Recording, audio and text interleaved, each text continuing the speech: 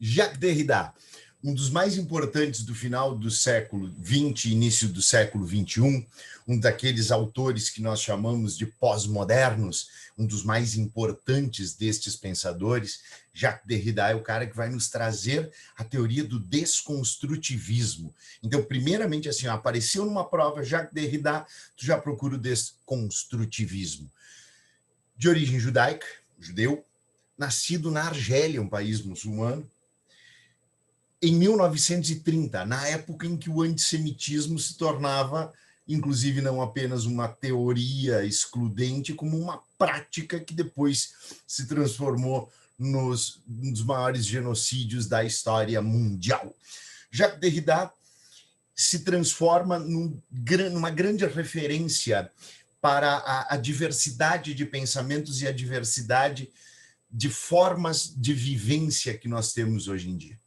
Ele produziu mais de 40 livros e ele trabalhou ali uma série de questionamentos profundos acerca de todos aqueles conceitos que nós temos como verdades. O pós-modernismo, a gente tem ele nascendo a partir, justamente assim, uma das coisas que ele já nos coloca, ele era um grande crítico, olha só, do logocentrismo, do antropo e do logocentrismo, a ideia de que o homem é o centro de toda a capacidade compreensiva, e também da ideia de que a racionalidade e a lógica são as formas mais efetivas para que nós compreendamos as coisas. Olha que interessante, então, um crítico do antropo e do logocentrismo. Ele nos leva a questionar, inclusive, se a compreensão lógica e a efetivação do discurso da linguagem são efetivamente capazes de nos levar a compreender o homem, o mundo. E isso ele fazia de uma maneira muito inteligente e, inclusive, irônica, em diversas das situações. Por exemplo, quando ele era apresentado para fazer palestras, um cara produtor de centenas de obras, um cara com um potencial acadêmico extraordinário, sempre era apresentado como professor, pós-doutor, isso e aquilo, né? E ele dizia, não, eu sou Jacques Derrida, sou um amante da sinuca, sou um amante do futebol, sou um colecionador de cachimbos e sou um ser humano.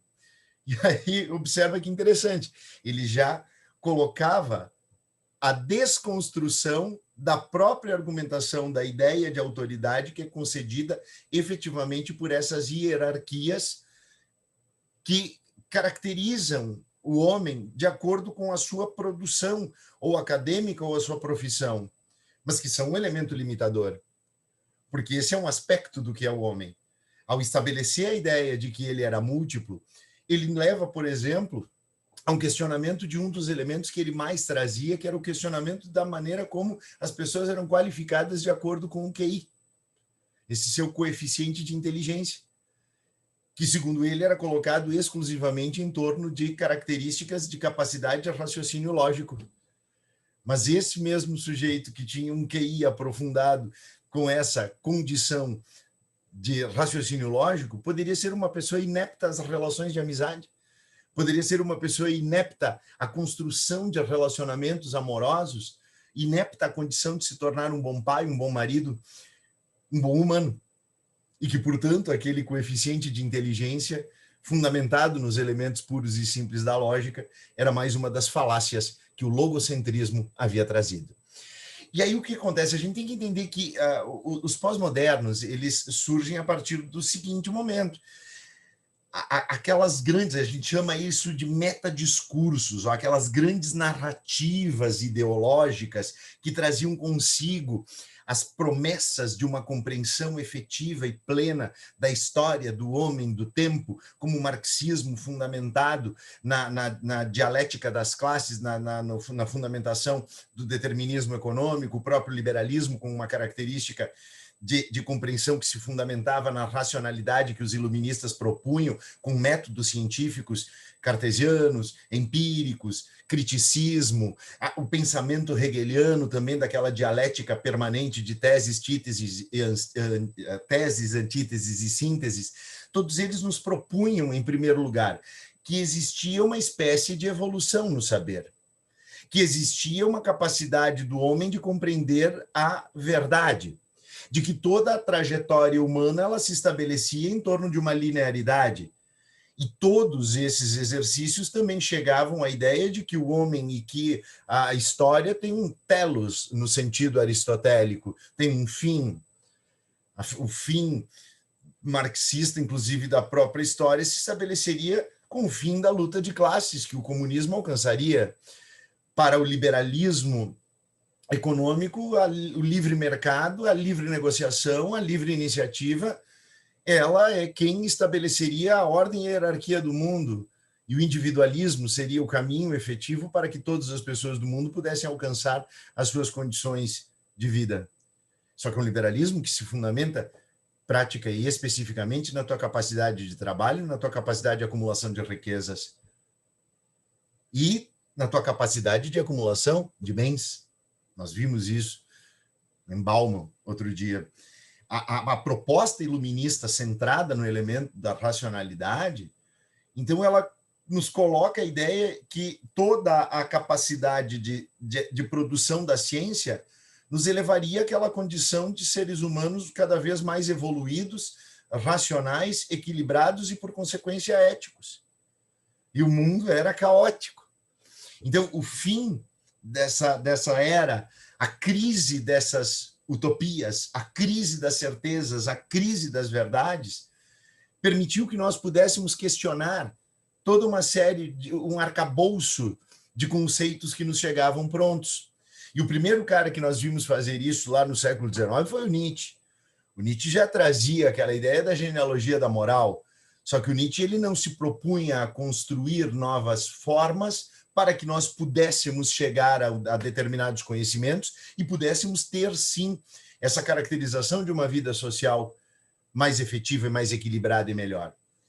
O Foucault trabalhou muito com a desconstrução dos saberes, aquela ideia da genealogia do saber, da genealogia do poder, da biopolítica, da microfísica do poder. Nós vimos isso. Saber é poder, e questionar determinados saberes era um componente essencial para que nós nos encaminhássemos. E Derrida, nessa mesma lógica, traz a ideia do desconstrutivismo.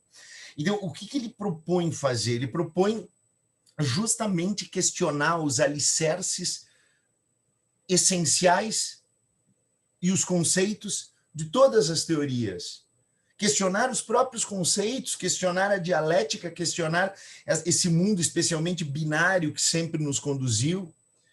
E a partir dali estabelecermos o quê? Buscarmos toda uma série de outras interpretações das coisas, dos conceitos, dos fatos, da história, que não se fundamentassem, em primeiro lugar, apenas em torno de um conhecimento fundamentado na linguagem, que se estabelecessem outras formas de compreensão do mundo, porque, afinal de contas, ele nos diz isso, boa parte das coisas que mais marcam a nossa vida, elas são originárias das sensações, e elas não encontram, por vezes, inclusive, conceitos capazes de descrevê-las.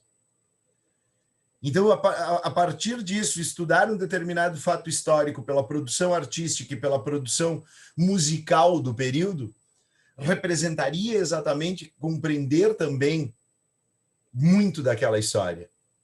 Isso é Derrida, recentemente, que nos traz componentes mais efetivos de que as coisas precisam ser desconstruídas para podermos ampliar o conhecimento. Porque o que ele diz dessa ideia de não existirem seguranças metafísicas? Porque, de uma maneira geral, nós tendemos a trabalhar com esse mundo dessa bipolaridade, esse mundo que traz consigo conceitos binários. Ele nos coloca, por exemplo, uma contradição em relação ao pensamento. Para nós, o tempo e a história são elementos lineares. Só que para os gregos, assim como para os maias, a história e a humanidade eram compostos de ciclos. Percebam que a ideia da cronologia e aquela linearidade, ela nos é apresentada pela primeira vez por Santo Agostinho. E é justamente esse cristianismo que vai refazer o calendário que até então existia dos romanos, que colocavam, por exemplo, também a questão das eras em torno ano 1 de Júlio César, ano 1 da República, ano 1 disso, ano 1 daquilo. A partir de Santo Agostinho se estabelece essa adequação em torno do personagem Jesus, em torno do cristianismo, e toda a movimentação da nossa lógica de compreensão do tempo e da própria história se estabeleceu a partir dessa cronicidade fundamentada no cristianismo. E que depois foi questionada novamente lá no Renascimento, quando o pensamento grego foi ressurgir. Só que isso foi soterrado definitivamente pela força cartesiana e pela Revolução Científica do século XVII. E todas as grandes formas, todos aqueles metadiscursos que a gente falou, marxismo, positivismo, as compreensões científicas, o logocentrismo, todos eles nos colocaram essa ordem de linearidade, tanto é que nós expressamos a própria história como um processo, como se ele fosse permanentemente lógico. Só que não é essa maneira, por exemplo, de contar a história que nós temos entre comunidades africanas, entre comunidades indígenas, entre povos orientais. E qual desses discursos carrega em si efetivamente a verdade? Percebam que o que eu estou fazendo com vocês agora é desconstruir, é colocar em suspenso, é criar um paradoxo. E ele adorava essa palavra grega chamada aporia. Que significa isso, um paradoxo? Coisas que, por exemplo, elas não vão ter uma explicação e uma definição lógica, e que parecem absolutamente contraditórias e ambas verdadeiras. E, de fato, ele nos leva exatamente a crer que esses grandes discursos que se colocam como os elementos definidores de algo, como é o caso, por exemplo, do próprio marxismo, como é o caso do cientificismo, como é o caso do liberalismo, eles se colocam como arcabouços fechados, que nos dizem que todas as verdades precisam ser fundamentadas através daquela metodologia específica. E que as próprias dicotomias da ideologia, ele se preocupa muito com essa questão da política e da ética, porque, afinal de contas, ele vivenciou o mundo da bipolaridade e o mundo do pós-bipolaridade, os anos 90, em que também o próprio neoliberalismo se colocou como uma alternativa para aquilo que, inclusive, um historiador chamado Francis Fukuyama chamou de o fim da história. Só que, inclusive, numa próxima aula, a gente vai falar de uma filósofa chamada Chantal Mouffe, nós temos sempre coisas que são certas e coisas que são erradas em todas as formas de pensar. E nos próprios conceitos existem coisas que não cabem como explicação para a totalidade da compreensão daquilo que o conceito se propõe. Então, essa própria lógica que é realizada em torno da construção permanente de conceitos, da tese e da antítese, necessariamente produzindo uma síntese, isso tudo também não necessariamente é verdadeiro. E um determinado conhecimento ele vai carregar em si erros e acertos, outro também erros e acertos. E muitas das coisas simplesmente não terão uma solução efetiva e nos manteremos em dúvida. E também fazia parte dessa ideia logocêntrica, segundo Derrida, essa nossa ideia de que nós temos uma tendência em acreditar que por trás de todo o problema existe uma solução lógica. Nós veremos isso agora. Percebam, ele começa nos levando a questionar aqueles elementos binários, a própria construção de gênero. Observem como nós temos uma multiplicidade que é justamente a partir dessa pós-modernidade que se permitiu perceber e criar essa nova conceituação da diversidade da representação e da identidade de gênero. Então, observem a importância e a dimensão do papel de Derrida, porque é justamente o pensamento que se fundamenta em torno da desconstrução de verdades que nos soam como absolutas e que as novas verdades que se mostram, elas não cabem efetivamente na lógica de um discurso. Essa multiplicidade de gêneros, ela contradiz toda a argumentação, tanto racionalista quanto materialista da história, de fundamento de luta de classes, de fundamento de uma compreensão pura e simples racional e das definições de conceito que dali surgiram. E observem que interessante, mesmo aqueles que muitas vezes se dizem liberais, falam, eu sou um liberal em termos econômicos, mas sou conservador em termos de sociedade e de moral. Como assim conservador? Tu quer conservar o quê, querido? Uma construção que foi pré-estabelecida para ti, que foi jogada para ti, que tu aceita como uma verdade, e que a realidade que está diante de ti, que ela não enquadra a multiplicidade da diversidade humana, Ela está diante de ti, tu é burro o suficiente para não aceitar que ela existe?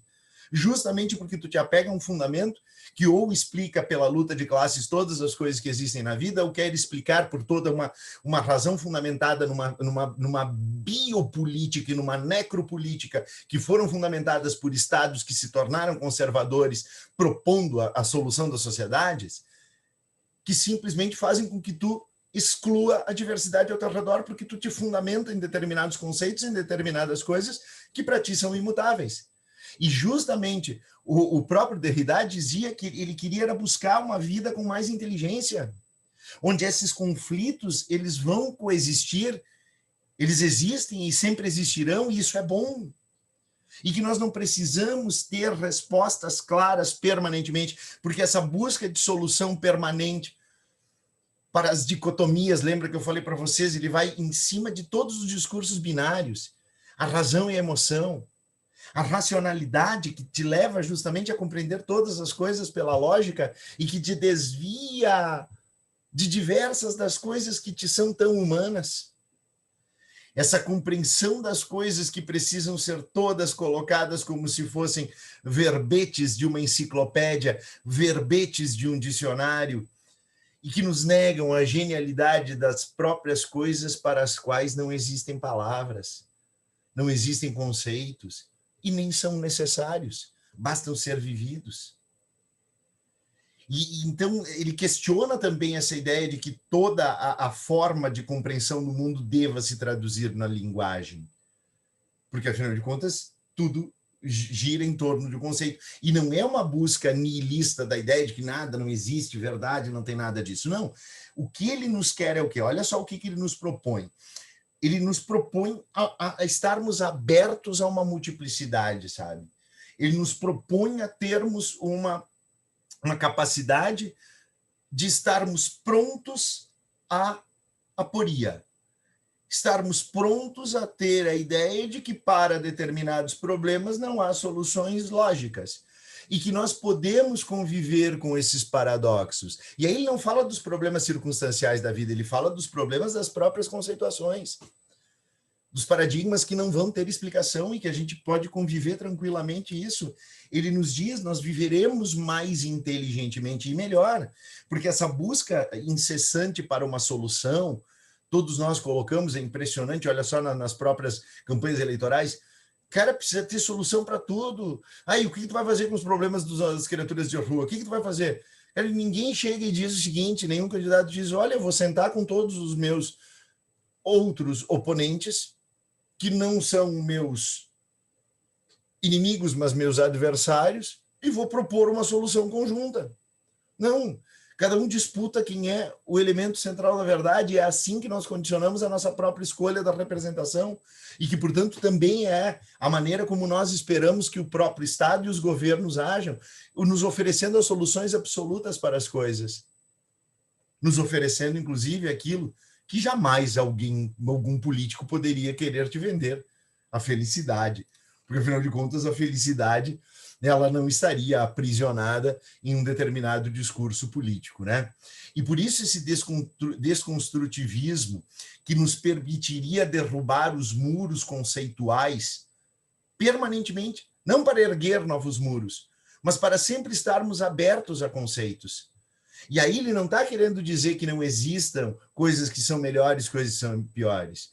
Diante da igualdade, diante da desigualdade absoluta, ele propunha a equidade. Ele sabe que a equidade é muito melhor que a iniquidade. E ele quer que nós reflitamos acerca disso. Ele sabe que a bondade é muito melhor, a solidariedade é muito melhor para o próprio humano e para a humanidade do que a ganância, a cobiça, a inveja, a ira. Mas questionar esses mesmos conceitos é abrir os espaços para que nós vejamos acima dos muros que nós mesmos construímos. E para tanto é necessário desconstruí-los.